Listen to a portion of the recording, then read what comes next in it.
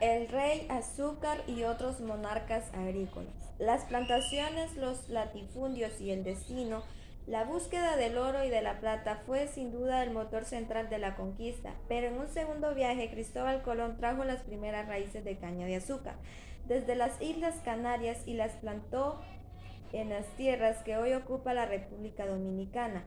Una vez sembradas, dieron rápidos retoños para gran regocijo del almirante. El azúcar que se cultivaba en pequeña escala en Sicilia y en las Islas Madeira y Cabo Verde y se compraba a precios altos en Oriente era un artículo tan codiciado por los europeos que hasta en las ajuares de los reinas llegó a figurar como parte de la dote.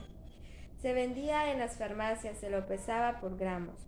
Durante poco menos de 3 siglos a partir del descubrimiento de América no hubo para el comercio de Europa producto agrícola más importante que el azúcar cultivado en estas tierras.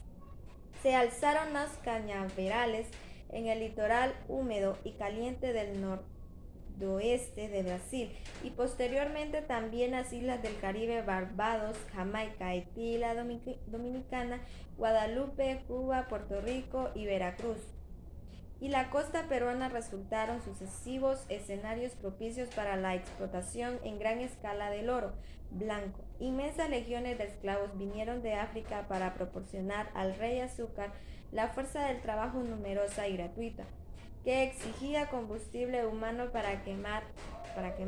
Las tierras fueron devastadas por esta planta egoísta que invadió el Nuevo Mundo, arrasando los bosques, malgastando la fertilidad natural y extinguiendo el humus acumulado por los suelos.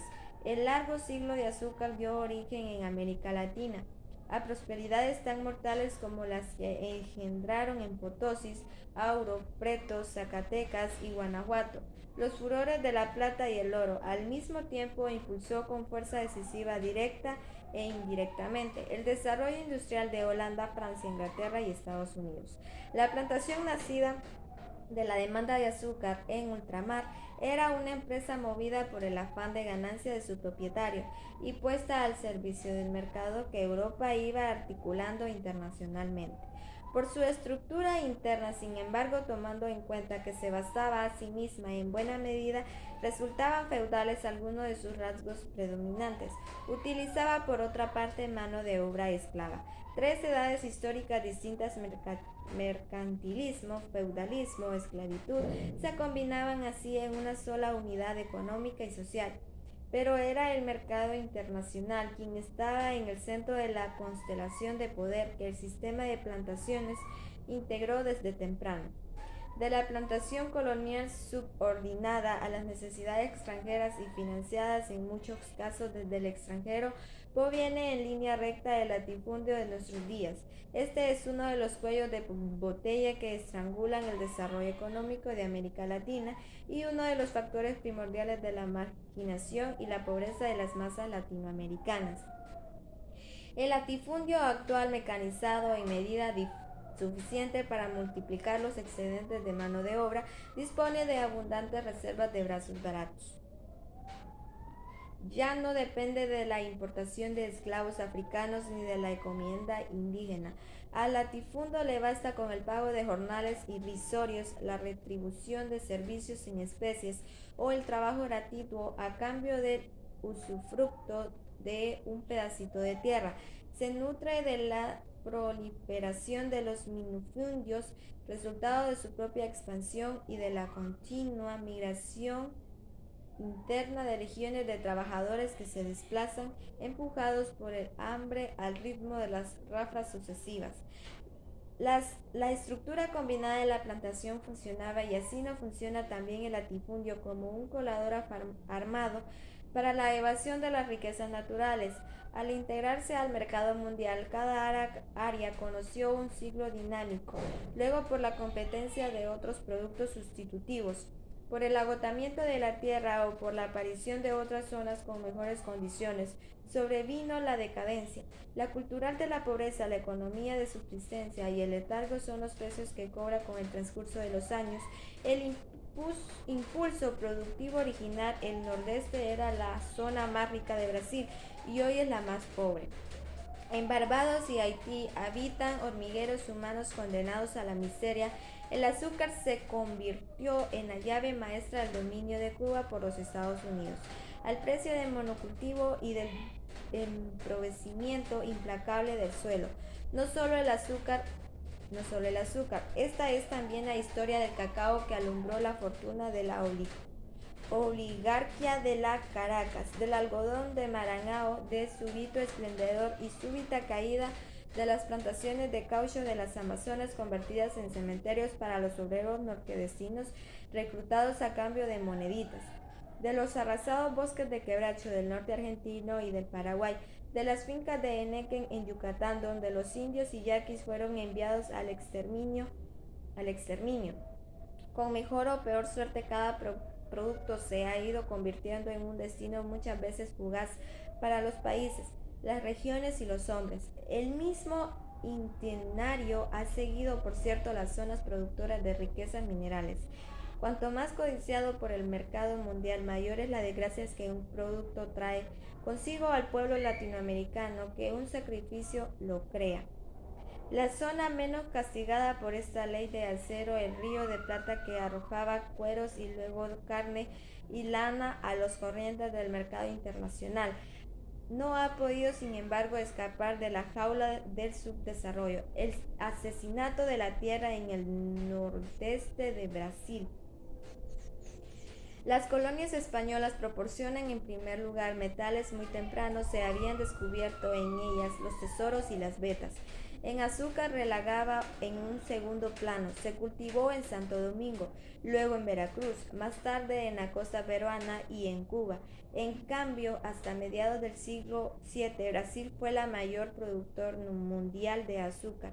Simultáneamente, la colonia portuguesa de América era la principal mercado de esclavos. La mano de obra indígena muy escasa se extinguía rápidamente en los trabajos forzados y el trabajo exigía grandes contingentes de mano de obra para limpiar y preparar los terrenos, plantar, cosechar y transportar la caña y por fin molerla y pulgarla. La sociedad colonial brasileña, subproducto del azúcar, floreció en Bahía y Pernambuco, hasta que el descubrimiento del oro trasladó su núcleo central a Minas Gerais. Las tierras fueron cedidas por la corona portuguesa en usufructo a los primeros grandes terratenientes de Brasil. La hazaña de la conquista había de recorrer pareja con la organización de la producción. Solamente 12 capitanes recibieron por carta de donación todo el inmenso territorio colonial inexplorado para explotarlo al servicio del monarca. Sin embargo, fueron capitales holandeses los que financiaron en mayor medida el negocio, que resultó en resumidas cuentas más flamenco que portugueses.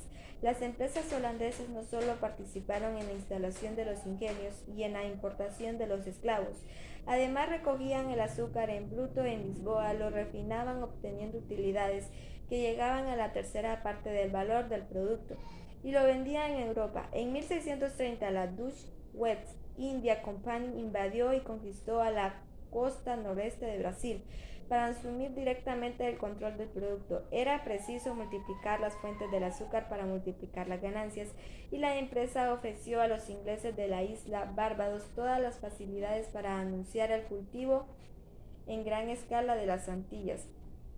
Trajo a Brasil colonos del Caribe para que allí en sus flamantes dominios adquirieran los necesarios conocimientos técnicos y la capacidad de organización. Cuando los holandeses fueron por fin expulsados del nordeste brasileño, en 1654 ya habían echado las paces para que Barbados se lanzara a una competencia furiosa y ruinosa. Habían llevado negros y raíces de caña, habían levantado ingenios y les había proporcionado todos los implementos. Las exportaciones brasileñas cayeron bruscamente a la mitad, y a la mitad bajaron los precios del azúcar a fines del siglo VII. Mientras tanto, en un par de décadas se multiplicó por 10 la población negra de Barbados. Las Antillas estaban más cerca del mercado europeo. Barbados proporcionaba tierras todavía invictas y producía con mayor nivel técnico. Las tierras brasileñas se habían cansado. La formidable magnitud de las rebeliones de los esclavos en Brasil y la aparición del oro en el sur, que arrebataba mano de obra a las plantaciones. También la crisis del nordeste azucarero fue una crisis definitiva. Se prolonga arrastrándose penosamente de siglo en siglo hasta nuestros días.